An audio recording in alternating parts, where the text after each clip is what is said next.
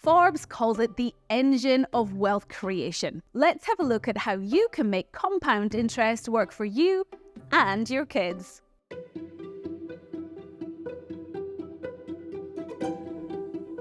When you invest in something, be it a stock or a bond, at the very minimum you hope to get your initial investment back plus something a little extra for your trouble.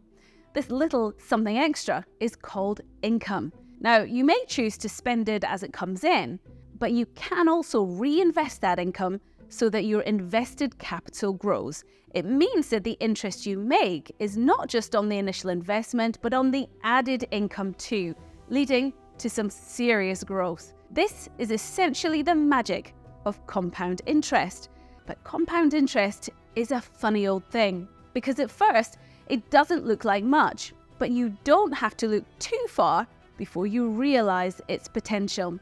Its potential to greatly impact your future retirement or help save for your children or even grandchildren. Let's take an example.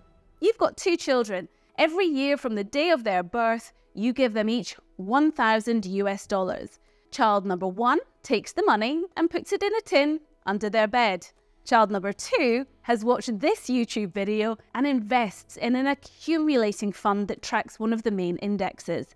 On average, and for the purposes of this example, the interest rate is 5%. Of course, in reality, this would vary, sometimes less than 5%, but also sometimes more.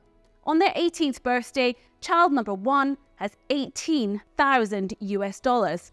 Child number 2 has a little over $30,000. I know who I would rather be. Now think even bigger. Warren Buffett, who I always like to refer to in these videos, put his wealth success down to this very tactic, saying, "My life has been a product of compound interest." Take a look at this graph of Buffett's wealth over time. For years, nothing much happens, but then suddenly it does. And don't forget, Buffett bought his first stock at age 11, so it takes a long time to get going. But once you do, well, that chart looks very appealing indeed. There is an important lesson here, which is summed up nicely by Buffett's business partner, Charlie Munger. The first rule of compounding: never interrupt it unnecessarily. And this aligns perfectly with the buy and hold strategy that can ensure good investing habits and rewards. But being a disciplined investor is not an easy strategy. You have to keep your long-term goals in mind and not be swayed by short-term market turmoil. It's about time in the market and not timing the market. For more on that, check back to our previous episode on why timing the market is the wrong approach for investors.